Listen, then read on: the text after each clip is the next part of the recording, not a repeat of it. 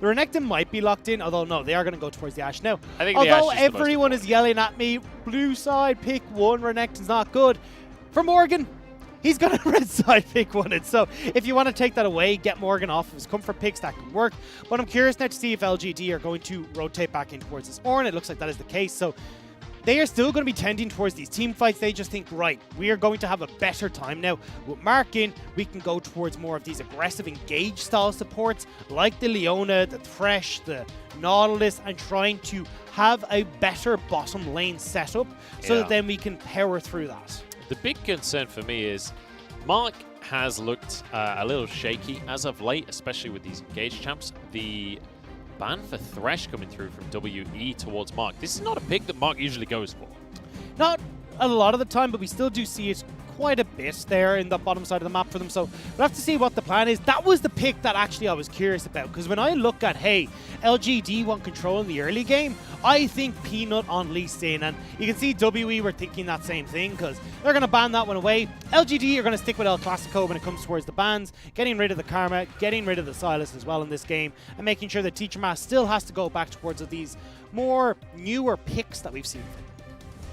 And we'll see whether he's going to go for the counter pick in that mid lane right now, or if he waits for the final pick of the draft. Looks like they are going to go for this support once again. And honestly, WE just saying, look, it worked in game number 3. We're going to stick exactly as we were. It works well against the Ornn, right? And against these Ashe arrows. There's a lot there that you can block as the Braum, so you just got to get away. Look at the flip-floppy Chinese fans here. That we had like, what, 20% in favor of WE at the start of the last game. It's gone up by 12% coming into game 4. All right, but into this draft, LGD now still looking for, looks like a mage in this bottom lane. Lux has definitely risen to priority alongside the Caitlyn, but teams have just, like, this happens a lot, where it's just a pick will rise in conjunction with something else, the Lux Caitlyn, and then teams are kind of go, hang on a second, Lux is just strong. Let's just go with her, especially into something like a Braum that won't be able to punish you very effectively. And now you've got this great combo you can set up where you can look for the likes of these long range Ashe arrows into the final spark from Lux. That's a lot of damage that comes out very, very quickly. And looks like WE though, they're going to go back towards Teacherma, and this is here.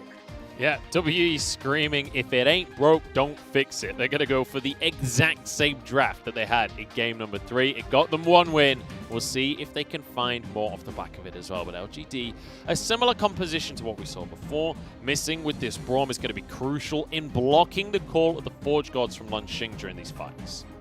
I think the bigger thing here is that once again, this game is going to be dictated by jungle pressure early, in particular from Beishang. And this is where he needs to step up to the mark once again. Get aggressive, get into these lanes, and make sure he's setting up WE for success. Because we saw, hey look, WE, they can win these team fights with a gold lead, but it definitely looked a little bit shaky.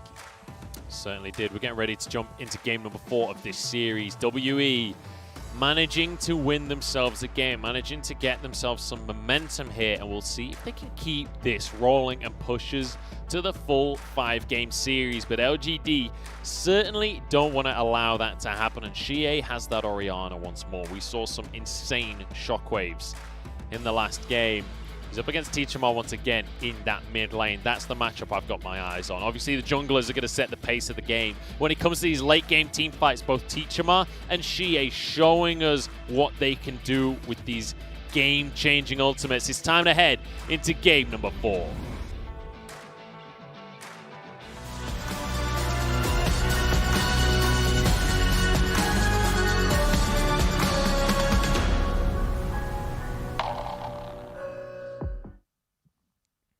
WE 加油！你们不只是少年。老干爹加油！ We're on Summoner's Rift once more as we head into game 4 here between WE and LGD. And if you are just joining us, the mid laner for LGD, Xiye, started his entire career on Team WE. He's been on WE since 2014, only left at the end of last year, and now in the first round of playoffs has to go against his old squad, has to go against his replacement in the mid lane to prove that he is worthy of climbing up that playoffs ladder. And as we pointed out at the start of the day as well, Munch, a lot of this series was going to be dictated by this mid-jungle 2v2. And we've seen Xiye and Teacherma have gone at it back and forth, but so have Peanut and Beishang. And now, once again, Beishang and Teacherma in this game number 4 have the advantages in the mid-jungle. They've got the comment again for Teacherma. He's going to look to punish Xiye. I want to see if there's any way Peanut can disrupt this, or whether WE can once again find success. And a lot of that success that they found in game number 3 was down to Teacherma on this Azir, getting some great Emperor's Divides during the fights. But also down to Morgan in that dragon fight, crucially. So much of this series has been decided by these mid-game dragon fights. Well, it's going to get a little bit harder for them because this bottom lane is not going to go well for them. Mark has actually opted for an arcane comet of his own in that bottom lane. So usually we see the Guardian from the looks where they're like, right, we're just going to try and survive, going to get a lot of tanky stats. Mark wants to punish heavily in this bottom lane, poke out Jiumeng and Missing, and solidify this bottom lane as the fort of structure and strength for LGD. You can see he's gone for the Spell Thieves as well, so very much all about trying to poke down the enemy, get the gold that way. Has the extra mana regen as well to work with in that bottom side of the map. And we'll see whether or not that's going to pay off for them on the bottom side. I'm really curious to see how Mark does, because Mark has been a point of criticism for LGD over the last few weeks. Some of his engages had been lackluster, his Leona, his Nautilus had left something to be desired. But certainly was still his stronger picks. This looks is not something that stylistically I would think of Mark for. The biggest problem that I had with Mark was that a lot of his ults would just miss. His Leonas, Solar Flares would consistently go wide, the Zenith Blades wouldn't hit. It ended up being a little bit shaky. This looks, though, will give them an opportunity to try and play from a little bit further back without having to go aggressive. Hey, it doesn't really matter that much if you miss your ult if it's only a 20-second cooldown. Exactly. There you go, the perfect pick. Same with the bindings. The bindings are on such a short cooldown that you should be okay. Hang on, Peanut, though, is now here. Beishang. Peanut's in trouble as Beishang looking to punish the enemy jungler. We said this is the matchup, and Beishang knows it, but the smite onto the Scuttle Crab keeps Peanut safe.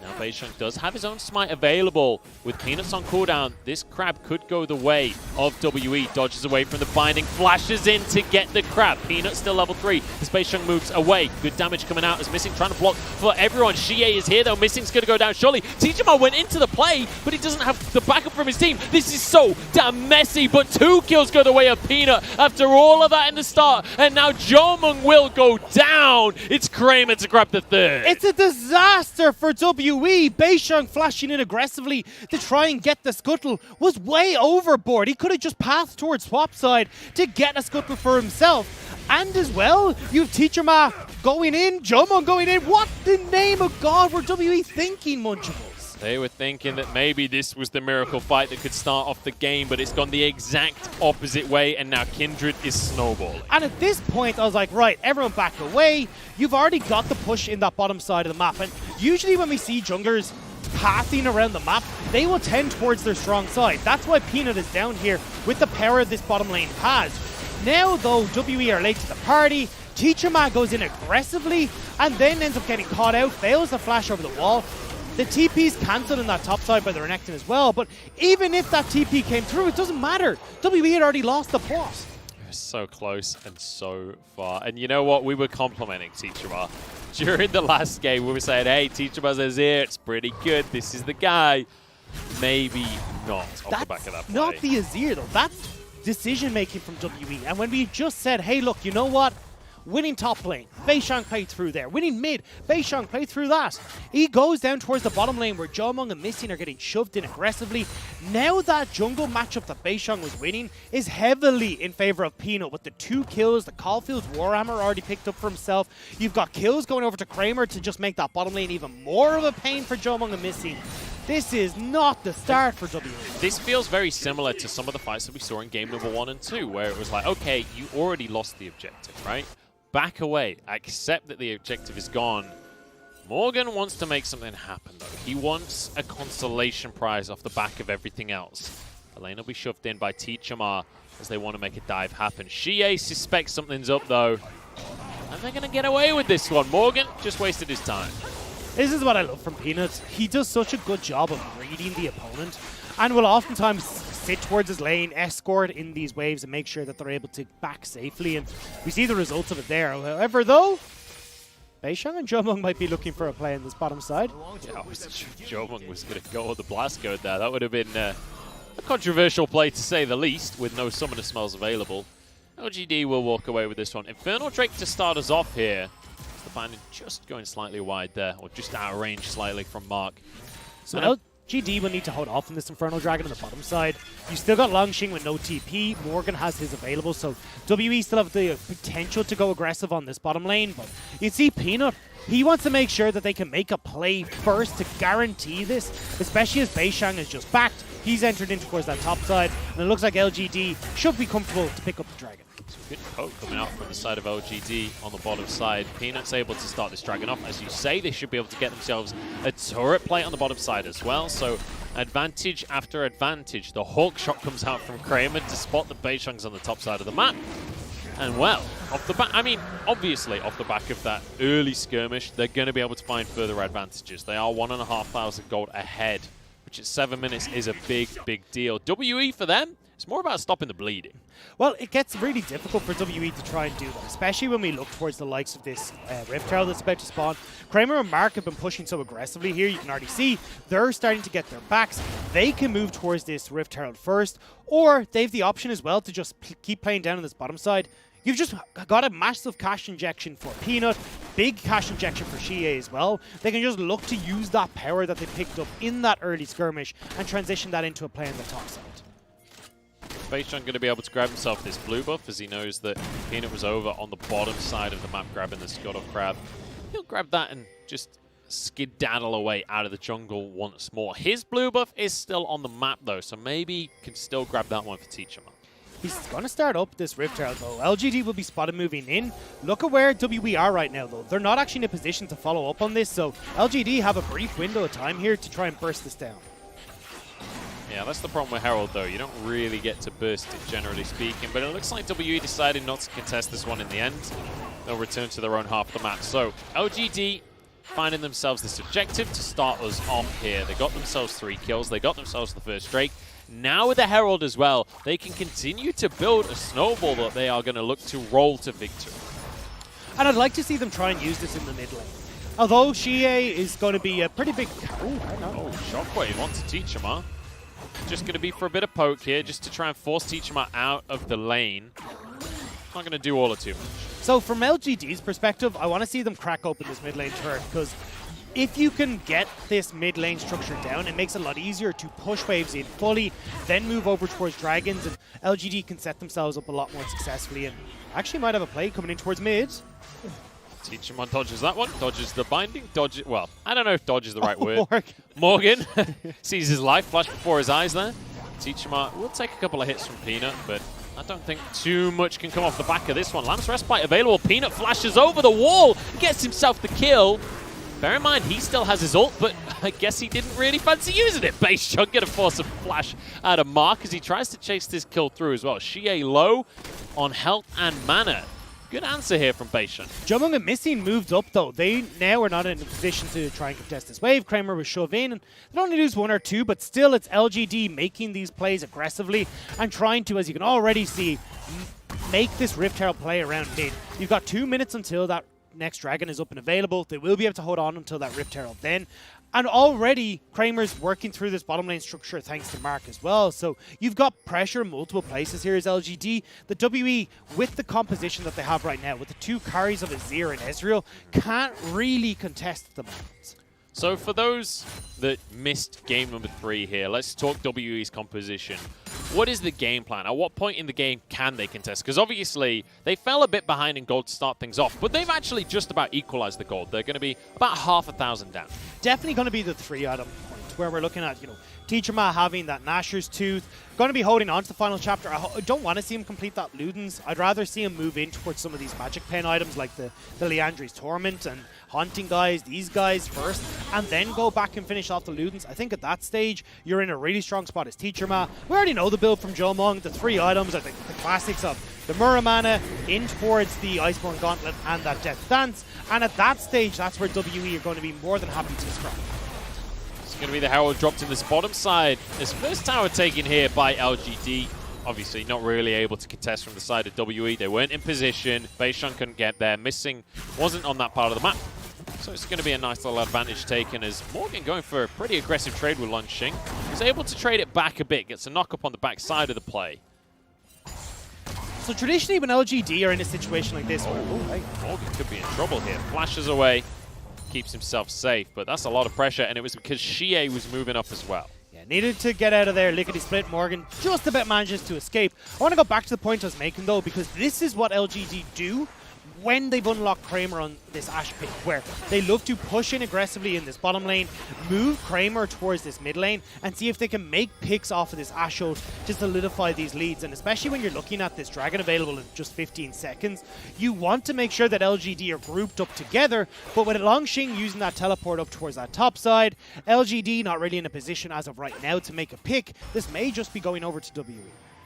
How about Beishang standing in Pixel Brush there, looking for a pick onto Peanut, which, after the first play of this game, I'm not sure if that's the fight that I'd be looking for, because it didn't go so well last time around. Jiumeng going to be slowed here by Kramer. Oh, the flash arcane shift, that was clean from Jiumeng. Just needed to get to a skinny enough part of the wall where he could actually get over, and manages to escape just by the hair of his chin. And LGD now will be in a position to hold on towards this towards this river, but WE doing a good job of fighting back. You saw that Enchanted Crystal Arrow is gone. Langx not in a position. Morgan actually on the flank with a TP deep into enemy territory. Morgan on this croc wants to make something happen here. Langx will be looking for the call of the Forge God. Dominus already used as Morgan finds himself being pinched actually rather than the one flanking into the play, but he's got his team. The Dragon dices over the wall. This might just be a smooth criminal here. Morgan, though, pulled back in by the shockwave. The rest of the team going to collapse onto this one. Good knock up from Langx onto the rest of WE as they try and collapse. But Langx the only one to get in. Nice glacial fissure from missing to disengage. Still, though, WE will be in a position to clear away this minion wave. Won't be able to get too much here from LGD. One kill for the Dragon. It's not ideal, but WE will be happy enough to just start getting some of these Dragons in their favor. Yeah, just deny the next Drakes coming out from the side of LGD. Stop them getting towards Soul Point, and especially when it's going to be a Mountain Soul against Ornn, you do not want to let him get those Mountain Drakes. To be honest, maybe I'd actually be happier if WE given over a cloud over towards LGD to stop several of these mountains stacking up, but you don't really have the best of foresight in these situations. Either way, LGD, if they get this Mountain Soul, are going to be so difficult for WE to get through. Teacherma, yes, is going to be super strong in this Azir, but multiple magic resist buffs coming in towards the likes of Langx is going to make it very difficult to get through this front line. Xiye on the bottom side of the map here as Teacherma is going to be shoving that wave in. We've got a bit of a swap from our AD carries moving to the mid lane, as we will have a second Herald spawning on the map shortly. And I'm curious which team is going to try and put their foot down and go for that one. Obviously, it's LGD. Very much in control when it comes to the gold lead. They're 3,000 up as we head towards the 15-minute mark. You can WE doing a decent job on objectives. You can already see LGD, though, they're in a position where Mark has moved over. He's got vision control down. They can look to use this long-range combo between Mark and Kramer to set up these picks. Langx pushing in and starting to dip down into river, just lean a little bit in towards his own mid lane to try and see if they can pick folks off. Kramer still needs to be careful about what path he takes here, though, as Missing wants to get in on top of him. And, you know, Kramer's got away with it this series, but let's bear in mind, Kramer's built a bit of a reputation for not necessarily taking the best paths to objectives sometimes. Has been caught out a few times across the course of this year. This series has been looking good, though, so hopefully for him, he can keep his good positioning up around this mid lane. He has been very aggressive on this Ashe when it comes to trading. Morgan going to get away with his life here because Langx just about misses the knock-up as Peanut starts this Herald off. Yeah, Teacherma has got to deal with the wave that Xiye pushed in this bottom side, and that's the power of cracking open these bottom lane turrets where you can create pressure elsewhere. So WE will need to back away. The rest of LGD are going to get on towards Jiumeng. Jiumeng dips off to the side. Shockwave will be available for Xiye if they can find an opportunity, but oh, triple Shockwave, the final spot! The combo is there, missing with a stopwatch to keep himself safe, but Jiumeng not so lucky. Xiye is looking so good on anything he gets his hands on in this series. Orianna Shockwave's on point. Peanut now off to the side, but I think you're going to have to back away from this one, although Morgan Morgan might have stepped too far forward here. Peanut's happy to dive because he's got the Lamb's Respite. He's not even going to need to use the ultimate. And with the Herald in pocket as well, they can push for more here. They're going to be able to get this turret, and LGD making plays to push back WE. And WE not respecting how long range LGD can engage from between the Shockwave, the bindings that are coming in from Mark, Kramer, and these Enchanted Crystal Arrows. There's so much you need to dodge, and one step too far forward to try and clear this out. And somehow Xiye with the 3-man Shockwave. That was beautiful. And I mean, it was already done at that point. We could see Jiumeng had already used his Arcane Shift. Xiye against his old team has looked incredible this series. And Xiye was a player that we criticized a little bit over the course of this year. He's had some pretty rough series. He's been inconsistent at best, especially in spring. Now, when he was on DMO, joins LGD, and we saw there was a bit of a time where they needed to mesh a little bit better, but the longer this split has gone on, the better Xiye has looked. And I'll be the first one to put my hands up and say, look, I doubted Xiye, especially when we saw, some really nice performances, say like that Cassiopeia ult against top esports, but they were few and far between. There was a lot of times where LGD as a whole looked messy, but LGD have always thrived when Xiye looks good. This series, Xiye has not looked good, Xiye has looked incredible, and so have LGD as a result. You know you're looking good on LGD when you're taking MVPs away from Peanut. Because, I mean, look at the man's scoreline. Peanut has been exceptional this series. And Xiye giving even Peanut a run for his money when it comes to those awards. Missing steps forward to try and defend this tower. There is a decent amount of wave clear on the side of WE. Thanks to that Graves, the end of the line does a really good job of dealing with the back line of minions. Oh, LGD. This is tricky. This is tricky. They're not going to go for it. They realize that nobody's going to face check this one. They're just going to have to settle for the dragon. And what I love about the style that's coming through from Mark on this looks is that when we looked at Lulu in the last game, it was very much about, I'm going to super empower one member of this team, which was going to be Kramer, and we saw it work in a couple of situations. When you've got Mark on the looks, he can empower both Peanut and Kramer with that Ardent Sensor. And when you got a double AD carry that's empowered with all this extra magic damage per auto attack, the attack speed buff as well, WE are going to struggle massively in dealing with just how much damage these two AD carries in LGD are turning out. It's already getting to a point where this is looking pretty difficult for WE, but they're 5,000 gold down at the 5-minute mark, which is certainly not a good situation for WE, but it's also not the end of the game just yet. They can still contest for things, and especially if Teacherma can step up on this Azir, if Morgan can step up on the Renekton once more, these ultimates can change the face of the game. I'm delighted to see LGD in this form, because we talked about at length some of the issues that we've seen from them with engages not looking so hot, where they haven't been able to clean out games very easily. This playoff series, though, has shown a new leaf from LGD, and especially if they do pick up the victory here in this game and they've got to go on to face Invictus Gaming, they need to pull every trick they have in their bag out. And right now, that bag of tricks is looking pretty good as they're already sieging onto this tier 2 in the top side. Should be able to at least threaten grabbing this tower here. They've got a cannon minion, but WE have arrived to clear the situation. Shockwave only onto 2 here. Final spot goes in, but Missing's tanky enough to survive that one. Tower survives for now, but it looks like Kramer and Mark want to push further forward. Xiye takes a turret shot. Kramer trying to stop the recalls. Keeps Missing in the play. Morgan, in the meantime, will get a redemption to keep himself safe. Nice play from Missing. Top lane, though, still is Xiye and Kramer knocking away in this turret. Jiumeng can do his best, but without that true shot barrage, no real wave clear. Kramer may not be able to clear this before that ultimate from Jiumeng is up. Jiumeng just about. And, you know, that was some pretty bold positioning coming out from Jiumeng. Actually uses a true shot barrage to stop the recalls from LGD. So WE now have an opportunity to get themselves on the map and get some vision. That's going to be a third stack that we just witnessed Peanut grab for himself. But look at that Kentucky Fried chart on the bottom of the screen there, Dagda. 78.8%. The Colonel's liking what he sees when it comes to LGD.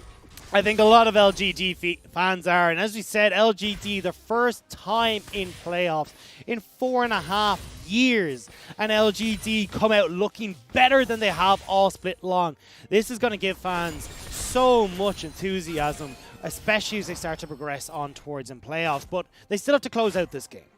And the best way for them to do that is, as you can see right now, getting control in these side lanes, moving over towards the likes of this Baron that's up, and then using Langxing's ultimate and these close quarter fights in jungles to set up for these massive engages. Morgan looked like he wanted to contest for that blue buff, but I think realizing that that was not a fight that he could go for there. Let's just take a moment here and look over the items that we've got across the board, because both AD carries now on that 2-item mark, and this is one of the blessings of having an Ezreal on your team, is your first 2 items are pretty cheap, so you can get to that point a lot easier than a lot of other AD carries. And when we look towards the mid lane, it's actually relatively even between our 2 carries. Hang on. Beishang looking for a pick here. It's going to be on to Xiye. Collateral damage is available. Dodges the shockwave. Beishang, you beauty. Beishang doing his damnedest to make sure WE stay in this series. Nice dodge away from the phase rush, giving that speed up, but picked back. Jiumeng going to be stunned up here. This is a huge pick as Peanut gets the kill. Pick for pick. LGD managed to answer, and Jiumeng, that was his flash used as well. WE have to move in towards this top side though, which gives control of LGD in this mid lane. They can look to push in now and try and get this turret in the mid lane. You can see backs have been stopped by Teacherma and missing though. This is going to be really rough. Teacherma caught out in his own base here as Peanut's going for this one. Emperor's Divide used, but Peanut still has the Lamb's Respite available. Keeps himself safe from the collateral damage. Zips out underneath the tower as well. Beishang moving in to try and protect Missing. Try and protect Morgan. Trying to protect anything at this point because LGD are running amok in the base of WE. Flash forward from Mark. Shockwave comes out as Xiye gets his revenge for the kill earlier. Peanut still surviving. And now onto this mid lane inhibitor. And LGD are looking to close out this series. Morgan doing his damnedest to get through Langxing, but he's just too beefy. I don't think LGD can end things just yet, but my goodness, this is a showing and a half. And all off of the back of WE finding a play. Beishang found such a great pick onto Xiye, but because of the TP on the Orianna, it just didn't matter. And TPs are how LGD oftentimes pull themselves back into a position where they're good. There's a pause for some reason as that dragon was about to go the way of LGD, but either way, you can see LGD are going to be pretty cool, calm, and collected. They are confident in this game, and I don't know why you wouldn't be. A 6,000 gold lead. They have been in control since the first scrap over that Rift Herald, a Rift Scuttler even. We didn't even get to the Rift Herald. This has been LGD putting a stomp on this game. And you can see the faces of the players on WE here. It's a solemn camp on the side of WE for now, and understandably so, since they have completely lost control of the map at this point. With that mid lane inhibitor going down now, LGD are poised for victory, but LGD, across the course of this year, have been their own worst enemy, Dagda. There are time and time again we have seen LGD throw away massive leads. Now that they're in playoffs, now they're in these best of fives, LGD have to keep this consistent play that we've seen across the course of this series so far. And that's the thing here, is that it's not like WE are just out of it completely. Like, they still have those 3-item spikes that we're talking about coming in for the Azir, that's Ezreal as well. The problem is just that you're kind of matched by LGD right now with the Ornn being able to give out all these Ornn items. Xiye so large on this Orianna, plus Kramer's already working up towards a death stance of his own on this Ashe. So I think overall, you still need to buy time as WE, but your time is very quickly ticking away. When you look towards that dragon that's about to be picked up by LGD, putting them towards that soul point, then you got to look towards Baron as well, where look at the composition that LGD have. Could you imagine trying to approach a Baron against Ornn, shockwaves from Orianna, or this Ashe, or even the Lux bindings, especially when you're on red side and you've got to be the ones coming through these tight quarters? It's so difficult for WE to try and contest these objectives. It is really rough for the side of WE coming into this one. So I've just been told by production, apparently it is Xiye having an issue with one of his devices. That's why we've got the pause coming through. So hopefully it should be resolved relatively quickly and we'll get him back into the game and get things rocking and rolling once again. And since we're zooming in on that LPL logo, I'm going to assume that's happening here. Is the third Drake goes the way of LGD. They are now on Mountain Soul Point. WE are going to rush Baron. I think that's the pings that are going down. They want to just go right. They're backing, they're low. This is our opportunity, but may not be in a position to do it fast enough, and it looks like that is actually going to be all she wrote. Jiumeng and Beishang not able to get there fast enough, especially with Kramer and Langx still on the map. Yeah, theoretically, I like the idea of the play, but when your carries aren't there, when your tank isn't there, and when your jungler isn't there, it's hard to do Baron. They do it so quickly, though. Between Jiumeng, Beishang, and Teacherma on this Azir as well, you'd be very careful as LGD not to go for it, or at least get caught out by that play. So, Peanut will, though, move in here and get all the vision back. And the push begins. We're at this point in the series, aren't we, where WE now, they are looking for a miracle. They are looking for something to happen that can swing the game their way. If Peanut happened to go and try and push that wave, maybe something could have happened there, but nobody going to fall for this one on the side of LGD. They're actually just going to back away as LGD. Rapid Fire Cannon completed for Peanut on that recall. Phantom Dancer actually finished for Kramer as well. So this is where LGD, they've hit just fantastic items for them right now. You've even got the Obsidian Cleaver complete onto the 6-1 and 2 Kindred. And now they're looking to take over power. And I love the build we're seeing out of Kramer here as well, not going for something like the Infinity Edge for more damage. Realizes he doesn't need to do burst damage. You've got to carry jungler. Damage is not the priority here. Get more survivability. And so that Phantom Dancer comes through. Knockup coming out onto Missing. He is going to be tanky. The Redemption keeps him alive, but not for long enough. Damage out of Kramer there. I guess the IE isn't necessary at all, as he definitely has the damage required. They're going to crack open the Azir tower in the mid lane, but most importantly, they can move to Baron. That check victory there for LGD when it came to bursting down Missing, and now they can turn over towards this Baron. Morgan does have his TP available, needs to use it now as he gets towards that mid lane. But WE, Jiumeng taking a lot of damage already. Yeah, that was a little dicey for Jiumeng, but 5,000 on the Baron. It's all on to Beishang to try and steal this one, but he's already gone down. Peanut's the one to get the kill. Morgan's the next one to fall. Teacherma trying to slide away from the play, can't even use his ultimate. And Jiumeng jumps in, desperate to make something happen. A triple comes through for Peanut. And Dagda, I think that might just be the game and the series. WE unable to find any success against LGD, and Munchables with such long death timers. LGD will look to close it out. And you know what? I might be heartbroken as a spectator, but LGD fans everywhere have their faith rewarded. Xiye proves that he was the X factor on WE. He proves he's moved on from the squad. And LGD win themselves the series and move on to the quarterfinals. And it felt like with a 0-4 scoreline on Teacherma, he certainly engraved the epitaph that was towards Teacherma, that was towards Team WE. And LGD will finally find themselves moving forward again in playoffs. They will face up against Invictus Gaming, which is going to take every bit of skill we saw out of them here today.